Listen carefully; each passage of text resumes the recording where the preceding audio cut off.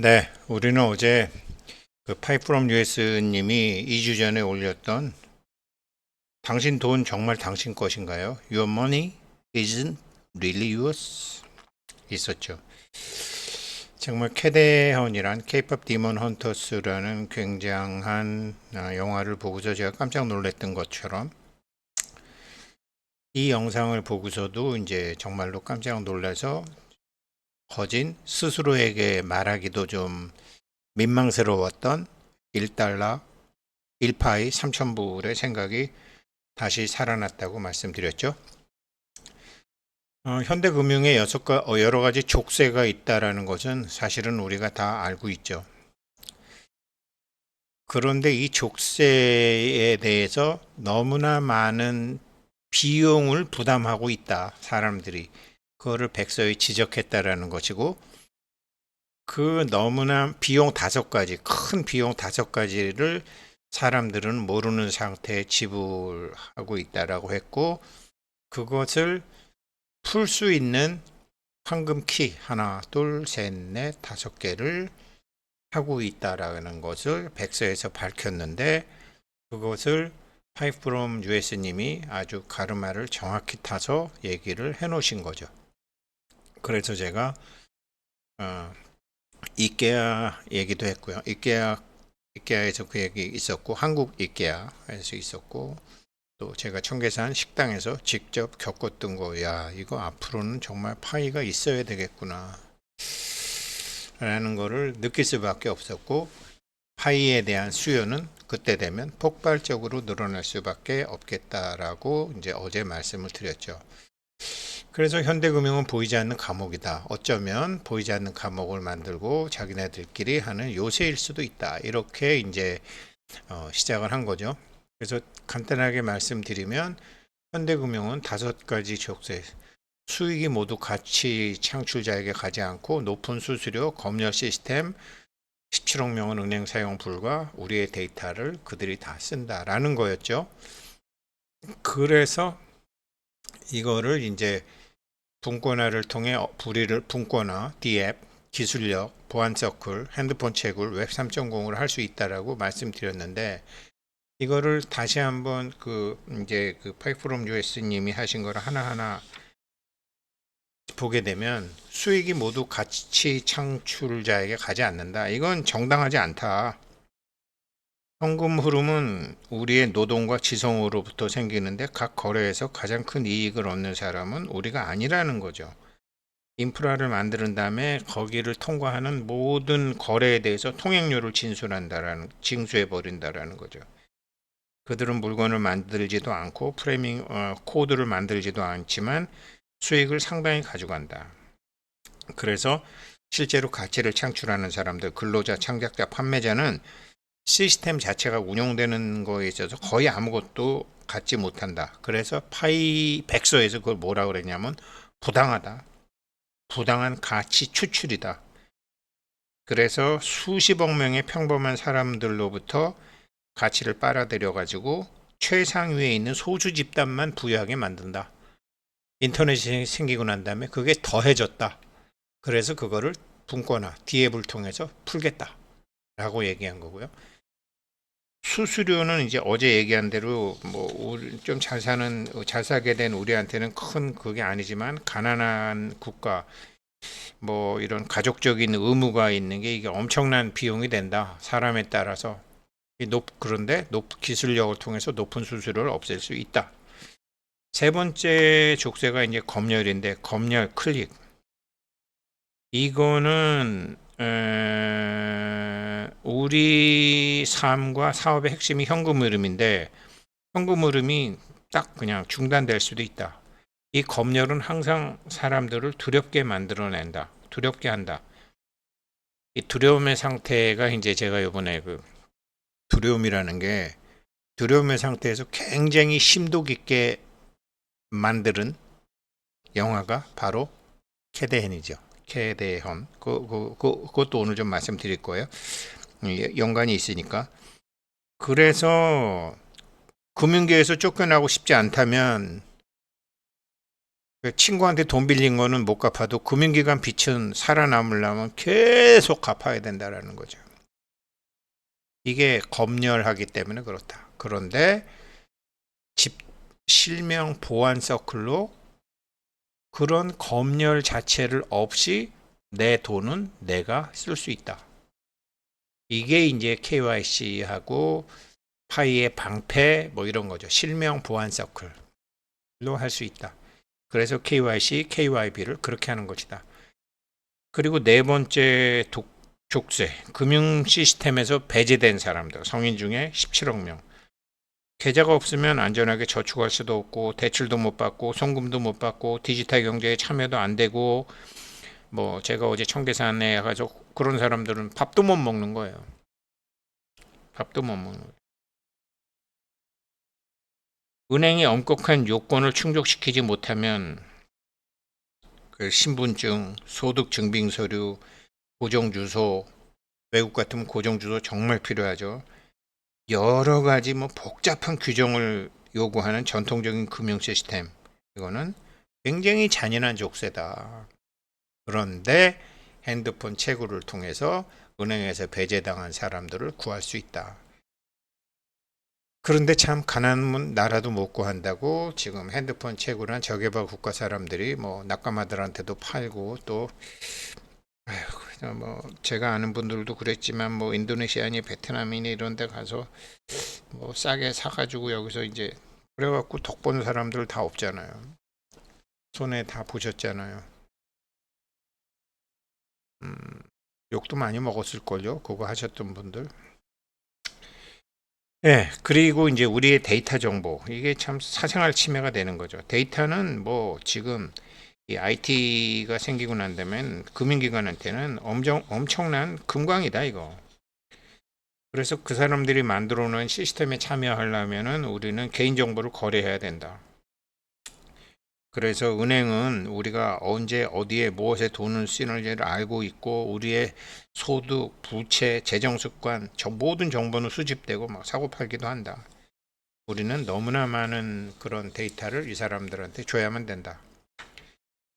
이게 이제 집권화된 금융시대에 막 심각하게 뭐 보험이나 심지어 뭐 병원 의사도 그렇고 뭐 아주 뭐 보험회사 증권회사 뭐 엄청나죠. 이게 사생활 침해 족쇄다. 이건 구조적 불이다. 집중된 혜택만 준다. 비용은 그 사람들한테 다 부담한다. 그래서 금융회사들은 수천억 달러의 부를 갖고 있지만 수십억 명의 사람들은 이런 다섯 가지 족쇄에 묶여 있다. 이걸 그냥 받아들여야 되냐? 아니다라는 거죠. 파이 백서에서는 답은 아니다. 그런 족쇄를 깨뜨릴 수 있는 청사진이 있다. 그래서 이 다섯 가지 족쇄를 푸는 황금 열쇠 다섯 개를 준 거죠. 다섯 번째 키가 웹 3.0을 통해서 이런 데이터 강탈을 피할 수 있다는 거죠. 이런 것이 파이코 이게 백서에서 파이 프롬 US님이 이제 그 깊숙한 의미를 찾아내신 거죠. 그렇게 해서 지금 이렇게 다 이 다섯 개의 족쇄를 풀 수 있는 다섯 개의 키를 창업 모델로 해가지고 지금 이거를 만들었다라는 거죠. 어제 여기까지는 이제 기본적인 거는 말씀드렸잖아요. 그런데 이 파이코 팀이 이게 블록체인이 철학에서 현실로 이제 하는 건데 이 다섯 가지 족쇄에 대한 다섯 가지 황금 열쇠인데 이게 블록체인만이 아니다. 그리고 이게 그러면서 이제 그 사토시 나카모토가 월가 금융위기에 대한 분노에서 만들었다 그러면 파이는 어떤 금융에 대한 깊은 우려 이게 분노로 풀리는 게 아니라 다른 방법으로 풀 수가 있다라고 생각한 거죠. 그래서 이게 6,500만 명이 넘는 KYC 검증자 그리고 지금 1,000만 명이 넘는 소셜미디어 팔로우를 보유한 파이 네트워크 어떤 암호화폐 프로젝트도 메인넷 이전에 이렇게 한 건 아니다. 그래서 지금은 이게 단순한 코인 채굴하는 때가 아니고 이 금융에서 지역사회, 금융에서 이 생태계의 역할을 재정의하는 대규모 사회적인 실험이다. 지금 파이는 폐쇄 상태에서 이 사회적인 실험을 하고 있다. 그러니까 월가하고 경쟁할 필요도 없다라는 거죠. 월가에 대한 분노로 비트코인이 나왔다면 월가의 시스템에서 빠진 것을 보충할 수 있다라는 거죠. 그래서 어디서 파이는 어디서 시작하냐? 금융에서 소외된 사람들. 금융기관은 어차피 월급쟁이들이잖아요. 이 월급쟁이들은 실적이잖아요. 근데 가난한 사람들하고는 실적이 안 생기잖아요. 리스크도 크잖아요. 그러니까 안 하는 거죠. 그걸 뭐 우리나라도 왜 의사 할 때 소아과 의사 돈 안 되니까 안 한다라는 거 아니에요. 그거 강제적으로 하게 하기도 참 뭐한 거 아니에요. 전부 성형외과 의사, 피부과 의사 돈 되는 것만 하려고 그러니까. 저희 조카가 그 서울대 병원에 흉부외과 의사 하는 애가 있는데 걔는 뭐 얼굴을 보기가 힘들대요. 없으니까 그런 힘든 거 안 하려고 그러니까.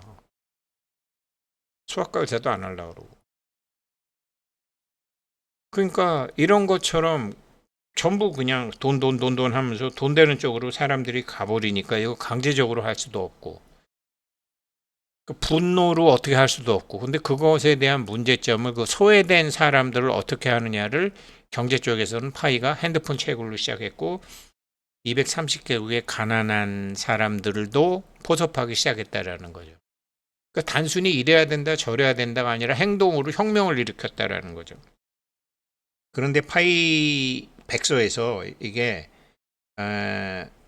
기술적 약속에만 그치는 게 아니라 모든 사람들이 은행에 대한 두려움도 없고 엄청난 수수료를 안 내도 되고 개인 정보를 막 제공하지 않아도 상품과 서비스를 사고 팔고 상호 결제할 수 있는 그런 경제를 만들고 그렇지만 이 길은 우리가 지금 파이코인 시세에서 보듯이 정말 거친 길이죠. 그렇지만 그런 널리 인정받는 실제 돈이 되려면 파이는 앞으로 여러 가지 각국의 법적인 장벽, 그다음에 정부의 경고, 그리고 이런 전통적인 금융에 대한 회의론도 사실은 극복해야 된다. 그래서 야, 니네들이 이 수백 년 전통의 이 전통적인 금융계가 갖고 있는 어떤 안정성, 확정성, 보안, 이거 니네가 할 수 있을 것 같아? 니네 괜히 한다고 그런 사기치는 거 아니야? 이런 사람들이 있을 거라는 거죠. 그런데 파이코인 US님이 재밌는 소리를 해요. 파이프롬 US님이 기술이 인터넷에서 봤듯이 처음엔 군사용이지만 민간용으로 컴퓨터에서 보았듯이 기술이 포용의 힘을 가지게 되면 그 기술은 스스로의 길을 찾아낸다라는 거죠. 컴퓨터는 몇몇 사람들의 사치품으로 여겨졌. 인터넷도 그냥 학자들을 위한 사치품으로 여겨졌는데 지금은 누구나 쓰는 인류의 필수 인프라가 된 거죠. 인공지능도 그랬지만 처음 그렇다라는 거죠. 휴대전화도 제가 1992년도에 모토로라 그 벽돌 휴대폰 살 때 휴대전화도 부자들의 특권이었잖아요. 그거 탁 들고 다니는 폼이 났잖아. 그런데 지금은 뭐 어디나 다 있잖아요. 그래서 기술이라는 것은 포용성을 갖게 되면 이게 저절로 자체적인 힘을 발휘한다라는 거죠.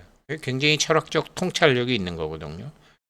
그래서 지금 파이가 휴대폰 채굴이라든지 현대 금융의 5가지 문제에 대한 5가지 황금키를 주고서 그런 거를 쭉 나가다 보면 저절로 길이 만들어진다라는 거죠. 디지털 화폐도 그렇게 된다라는 거죠. 요게 이제 4번째고요.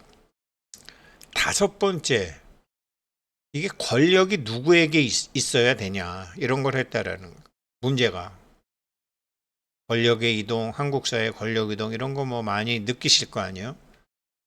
금융 권력도 이동하죠. 미디어 권력도 이동하는 거 다 보시죠, 지금. 이게 정부 다 바뀌잖아요.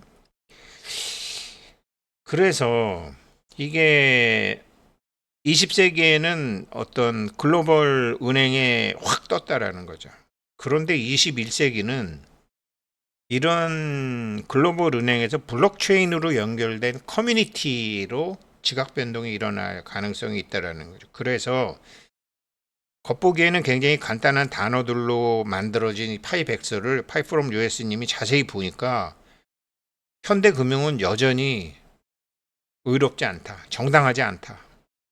그래서 권력이 세상 사람들에게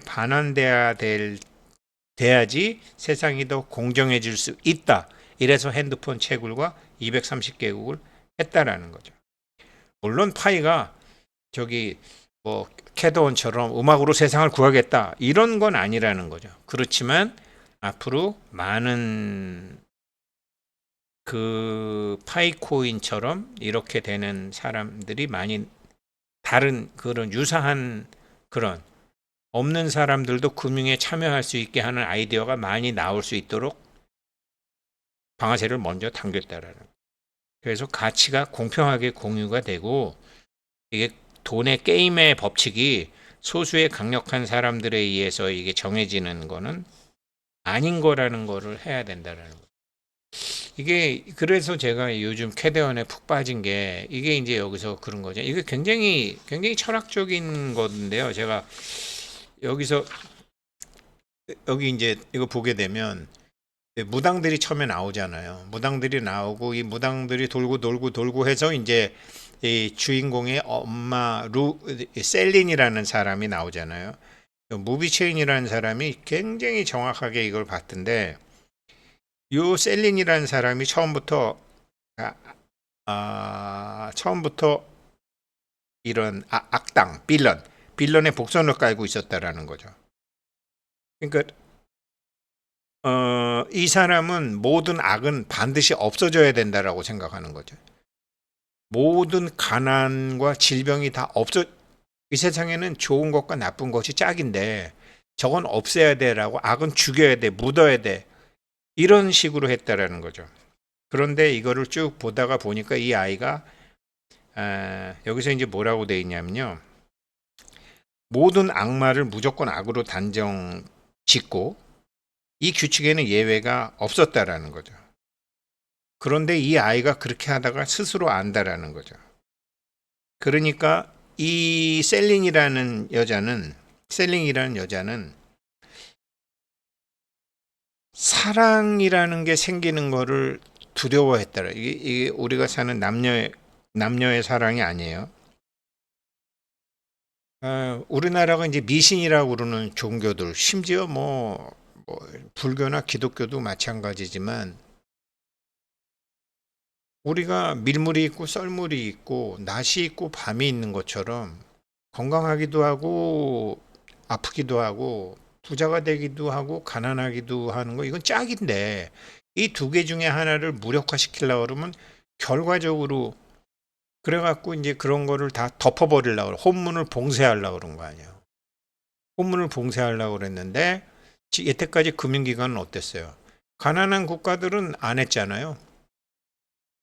돈 안 되는 지역은 지금도 지점 없애고 인터넷으로 대체하고 돈 되는 손님은 따로 만나고 돈 안 되는 손님은 인터넷으로 하게 하고 이런 게 계속 있었잖아요. 그런 것 자체가 이 영화에 나오는 거거든요. 그리고 소위 스승이라는 사람들이 그런 것을 강요한다라는 거죠. 사람들이 깨어나는 거를 두려워하는 거죠. 두려움이 없어지면 안 되니까. 그래서 요 뭐 1분도 안 되니까 한번 들어보시면 이 영화의 핵심적인 사항을 다 아실 수 있게 되는데 그러니까 결국 진짜 싸움은 악마와의 싸움이 아니라 잘못된 가르침에서 벗어나는 거라는 거죠. 지금 파이코인 채굴하시는 많은 분들 가난을 벗어나기 위해서 평범함을 벗어나기 위해서 큰 부자가 되기 위해서 저 자신도 그렇지만요. 그런데 그것을 벗어나기 위해서 하면은 안 된다라는 거예요. 그 자기의 자기의 생각, 자기의 그 부족함에서 벗어나는 거죠. 그러니까 잘못된 생각에서 벗어나야 되는데, 잘못된 생각에서 벗어나야 되는데 자기가 원하지 않는 상황은 무시해 버린다라는 거죠. 제가 설명을 참 못 드렸는데, 권력이 누구에게 있어야 되나? 악인한테 가면 안 된다. 선한 사람한테 가야 된다? 아니라는 거죠. 선과 악이 통합된 그 상태로 가야 되는데, 이 영화 보게 되면요. 이런 게 나오는데, 마지막에 이제 처음에도 나오고 마지막에도 나오는데, 이 가슴에 파란 빛이 생기면서 모든 사람이 서로 연결되는 게 나오죠. 쫙 연결되는 게 나오죠. 권력은 모든 사람에게 균등하게 있는 것이 정상이기 때문에 그들에게 기회는 공평하게 가야 된다. 그래서 제가 파이코인이 잘 되기를 바라고 잘 될 수밖에 없다라고 보는데, 그래도 우리가 조금이라도 젊었을 때 잘 되려면 도와줘야 된다는 거예요. 10월 1일인가요? 뭐 대문 바뀌었던데, 그 제가 좋아하는 청대어 빵이 뭐 토큰 2049에 나와서 뭐라고 한다는데, 그거 조금 관심 가지고 내일은 그 영상 만들어 드릴게요. 파이코인 백서를 분석한 파이프롬 US님 다시 감사드리고, 제 영상 보시는 분들, 제가 어제랑 오늘 그 핵심 정리를 다 말씀드린 거거든요. 참고하시고, 제가 말씀드렸던 1파이 3,000불 꿈이 아니었습니다 라는 말씀을 다시 한번 드리고 싶습니다. 감사합니다.